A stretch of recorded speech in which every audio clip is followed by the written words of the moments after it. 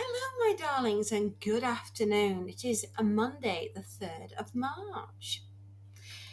I know, I can't believe we're already in March. Well, I thought we'd go and revisit an old friend of mine. Yes, James, my love, my one and only, my James Herbert. I do love his works, and I do love the rats. Or more importantly, I do love domain. As World War III seems to be the subject of the day, I thought the rats have inherited the earth. Domain. This is an original first edition paperback. From the year, I always do this, 1985 New English paperback. But copyright 1984 if you have a hardback, of which I am looking for. Honestly, the time 12:37, the day Tuesday, month June, year the not too distant future. Yes, as we seem to be on the precipice of World War III, I thought, why not? It's the book that has it all. Nuclear war and ferocious ratty roos. Oh, you'd be praying that you went when the bomb went off. You really will. Because when these our little furry friends find us, they're going to have a little feast. Yes, they is. I always like this description right at the beginning. The first bomb exploded just a few thousand feet above Hyde Park. Its energy release in the forms of radiation, light, heat, sound, and blast, the equivalent of 1 million tons of TNT, the sirens that had warned of the missile and its ensuing companions' approach were a thin squeal to the giant roar of its arrival. Within 2,000ths of a second after the initial blinding flash of light, the explosion had become a small searing ball of vapor. With a temperature of 18 million degrees Fahrenheit, a newborn mini-sun of no material substance. The luminous fireball immediately began to expand, the air around it heated by compression, and quickly losing its power as a shield against the ultraviolet radiation. The rapidly growing fiery nucleus pushed at the torrid air, producing a spherical acoustic shock front which began to travel faster than its creator, masking the fireball's fury. As the shock front spread, its progenitor followed quickly, dispersing a third of its total energy. The fireball grew larger, almost half a mile in diameter, leaving behind a vacuum and beginning to lose its luminosity. It started to spin inwards, rising at incredible speed, forming a ring of smoke which carried debris and fission-produced radioactive isotopes. Dust was sucked from the earth as the swirling vortex reached upwards, dust that became contaminated by the deadly man-activated rays, rising high into the skies, later to settle on the destroyed city as lethal fallout. The angry cloud, with its stem of white heat, was more than 6 miles high and still rising, banishing the noonday sun when the next missile detonated its warhead. 3 more megaton bombs were soon to follow. That, my darlings, is a perfect explanation of what London would be like after it has been nuked. Now, within this story, within this realm that we proceed to delve into, it is the Chinese that have nuked us. Why they decided Tuesday was the day in June that they were going to nuke us, I have no idea. I have no idea. I don't think the Chinese knew either. It was just our day, unfortunately. But there is something much, much worse than nuclear war. Oh, yes. Oh, yes. There is something far, far worse. And it runs on 4 paws. And they are huge. And they are mighty. And they are rather hungry. Now, we don't always know what goes on in government. We don't always know what goes on in government laboratories. But we're about to have a crash course and find out. Oh, yes, indeed. If you have never heard of Domain, if you have never heard of the rats, or the lair, or the city, which comes after Domain. Yes, there are 4 books. I know they call it the Rats Trilogy, but you mustn't forget the city. Nope, you must not. Well, what can I say? Isn't already been said about this masterpiece? Some people have issue with nuclear war. I have issue with nuclear war and rats. Yes, I do. I find the subjects fascinating. Absolutely fascinating. I never want to take part in either, but I don't mind reading about it. I know. One of my favourite parts. It comes. Part 2, Aftermath. I have to read this to you, my darlings.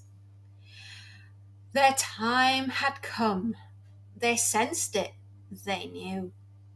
Something had happened in the world above them. A holocaust the creatures could not comprehend, while neither can we, Ratty-roos.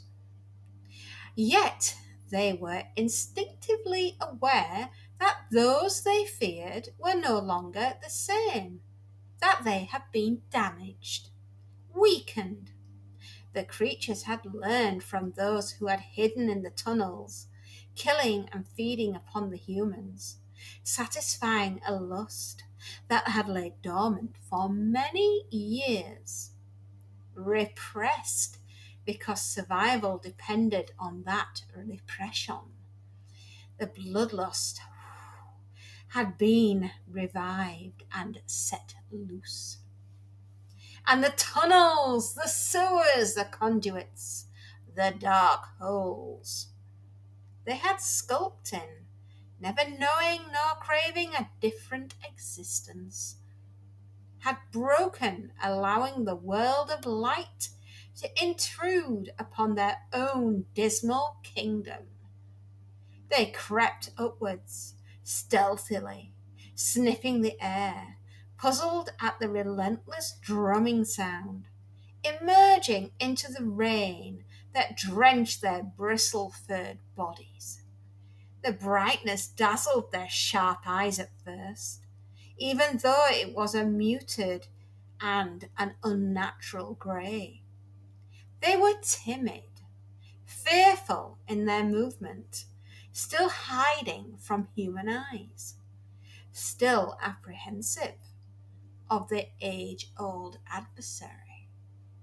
They moved out from the dark places and stole among the ruins of the city, rain-streaked black beasts, many in number, eager for sustenance, hunting soft flesh, seeking warm blood. Woo-hoo-hoo-hoo.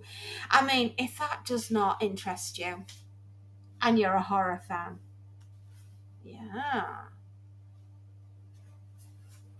Chapter 20. The cold water trickled to a halt, and the woman clucked her tongue. She twisted the tap off and placed the meagerly filled kettle on the electric stove. She left it to boil on the stone cold ring. Walking through to the hallway, the woman picked up the telephone receiver and flicked open the book lying beside it on the narrow hall stand. She found a number and dialed. "I've already complained twice," she said to the mouthpiece. "Now the water's gone off completely. Why should I pay my water rates when I can't have bloody water?"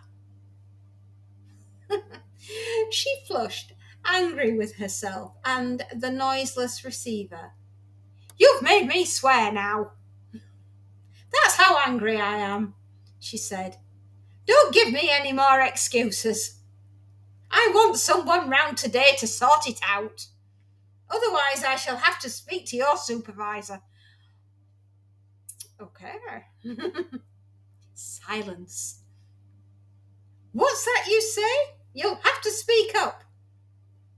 The phone remained dead. "Yes, well, that's more like it. And I'll have you remember that civility costs nothing. I'll expect your man later this morning then." "Okay, madam." The earpiece could have been a seashell for all the noise it made. "Right, thank you, and I hope it isn't necessary to call again."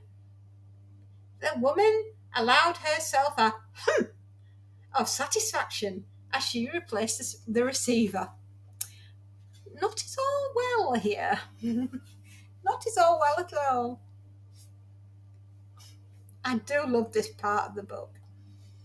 "I don't know what this country's coming to," she said, pulling her unkempt cardigan tight around her as a warm breeze, flowed down from the stairway. She went back into the kitchen. As she rinsed the teapot with water from the cold kettle, the woman complained to her husband, seated at the pine kitchen table, newspaper propped up against the empty milk bottle before him.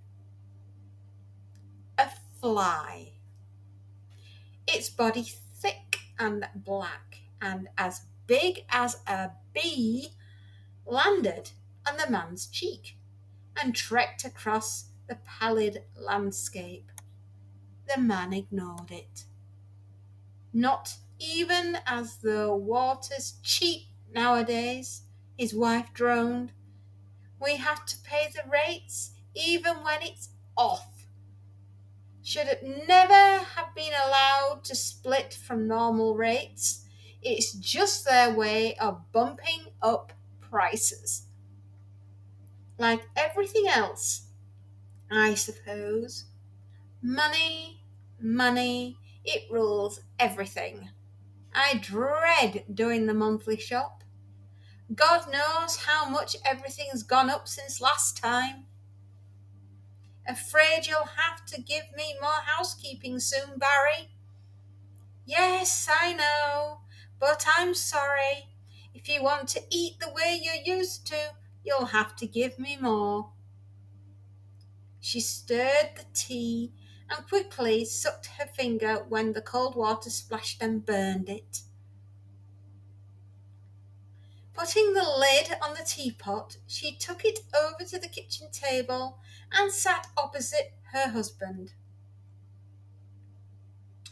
"Tina, are you going to eat those cornflakes or just sit and stare at them all day?" Her daughter did not even shrug. "You'll be late for play school again if you don't get a move on. And how many times have I told you Cindy isn't allowed at the table? You spend more time speaking to that doll than you do eating." Cindy is a favourite of mine. Cindy were the dollies I grew up with. Cindy house, Cindy car, Cindy everything. I love Cindy.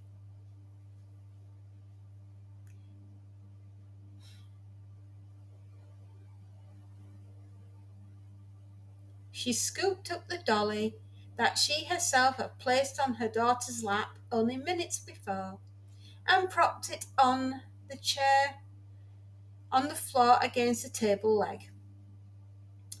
Tina began to slide off her chair. The mother jumped up and pulled the child erect again, tutting as she did so. Tina's small chin rested against her chest, and the woman tried vainly to lift it. All right, you go ahead and sulk and see where it gets you. A small creature with many eyelash legs stirred from its nest in the little girl's ear. It crawled out and scuttled into the dry white hair of the child's scalp. The woman poured the tea, the water almost colourless, black specks that were the unbrewed tea leaves collecting in the strainer to form a soggy mould. Silverfish scattered from beneath the milk jug as she lifted it and unsuccessfully tried to pour the clots of sour cream into the cups. Sammy, you stop that chattering and finish your toast. And will you put your school tie on straight? How many more times do I have to tell you? At 10 years of age, you think you'd be old enough to dress yourself properly. Her son silently gazed at the green bread beside his bowl of cornflakes, the cereal stirring gently as small creatures fed beneath. He was grinning, a ventriloquist dummy, cheeks, muscles tightened by shrinkage. A misty film clouded his eyes. A spoon balanced ungripped in his clawed hand. A length of string around his chest tied him to the chair. The woman suddenly heaved forward, twisting her chair so that the ejected vomit did not splatter the stale food. She retched, the pain seeming to gut her insides, her stomach jerking in violent spasms, as if attempting to evict its own internal organs. The excruciating pain was in her head, too, and for a brief second it forced a flash of lucidity. The moment of boundless thunder, the quietness after, the creeping sickness, it was gone. The clearness vanished. Muddy clouds spoiling her mind's fleeting perspicacity. She wiped her mouth with the back of her hand and sat upright. The hurt was easing, but she knew it would linger in the background, never far away, waiting to pounce like Inspector Clouseau's Chinese manservant. Not now, Gato! She almost managed to smile at the memory of old, better times. But the present, her own vision of the present, closed in on her. She sipped the tasteless tea and flicked with an impatient hand at the flies buzzing around Tina's head. Her husband's pupilless stare from the other side of the table irritated her, the whites of his eyes showing between the half-closed lids.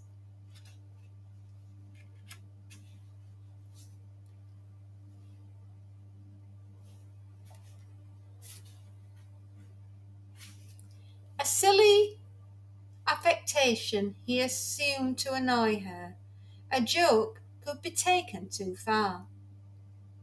"What shall we do this morning, everyone?" she asked, forgetting it was both a work and school day. "A walk to the park? The rain's finally stopped, you know. My goodness, I thought it never would. Didn't you, Barry? Must do some shopping later, but I think we could manage a little walk first. Take advantage of the weather, hmm? What do you say, Sammy? You could take your roller skates. Yes, you too, Tina. I wasn't forgetting you. Perhaps the cinema later? No, don't get excited. I want you to finish your breakfast first." She leaned across and patted her little daughter's clenched fist. "It'll just be like old times, won't it?" Her voice became a whisper, and the words were slow. "Just like old times." Tina slid down the chair once more, and this time disappeared beneath the table. "That's right, dear. You look for Cindy. She can come to the park too. Anything interesting in the news today, Barry?" "Really? Oh, good gracious, people are funny, aren't they? Makes you wonder what the world's coming to. Just what on earth you'll read next." "Manners, Samuel. Hand before mouth." She scraped away surface mould from the drooping slice of bread and bit into it. "Don't let your tea get cold, pet," she lightly scolded her husband Barry. "You've got all day to read the newspaper." "I think I'll have a lie down in a little while. I'm not feeling too well today. Think I've got flu coming on." The woman glanced towards the shattered window, a warm breeze ruffling the thin hair straggling over her forehead. She saw but did not perceive the nuclear wasted city outside. Her attention drifted back to her family once more, and she watched the black fly, which had fully explored the surface of her husband's face by now, disappearing into the gaping hole of his mouth. She frowned, and then she sighed. "Oh, Barry," she said, "you're not just going to sit there all day again, are you?" Tiny glittering tear beads formed in the corners of each eye, one brimming over, leaving a jerky silver trail down to her chin. Her family didn't even notice. That is probably one of the saddest parts of this book. It really is utterly heart-wrenching. She's dying of radiation poisoning and the horror of the nuclear war that happened when China nuked London. She's so paralyzed by what she saw. She has basically PTSD, and her poor brain cannot comprehend the horror of the nuclear holocaust. And so she's gathered her family and tied them to chairs around the kitchen table and tries to have in her own mind what she feels is a normal morning breakfast with the family. And it's so hauntingly sad. Her little brain can't comprehend that they're already dead and that she's dying. There are no rats in that particular scene, which makes it even more, I suppose, more sad, really, because the poor lady, and you see, this probably why I picked this book today, is because of all the problems that we seem to be having in our political lives. Yes, very much so. We don't particularly want to be reenacting this beautifully written book. It really is beautifully written. But we don't want to reenact it. Yes. Um, I don't want to see nuclear war. I don't want to see war of any kind. I certainly don't want to see mutant rats eating us. No, no, no. If you've not read this book, read it. It is fantastic. It is a beautifully written book. I mean, it's got nuclear war and it's got killer rats. And what more could you possibly want from a book? Apart from the fact that you don't really want to live through nuclear war or indeed meet the killer rats. But if you've not read Domain, highly, highly recommend you that you do, because it is absolutely fantastic. It really is. And a wonderful, wonderful book to get your teeth into. Pardon the pun, because that's what the rats will be doing to you. Yes. Excuse me. Got a bit of a sore throat today.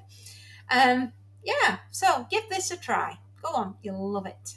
Anyway, I have to love you and leave you, my darlings. I hope you're all reading fantastic books.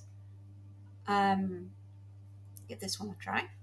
And if you like what I do, give me a thumbs up. If you really like what I do, you can always follow me and come back tomorrow for, I don't know, whatever seems to come along, I guess. I don't know. I might be here tomorrow. Hopefully I will be. Hopefully we all will be. And hopefully China won't have eaten us. Or the rats have eaten us. Indeed. Take care, my darlings. Bye bye.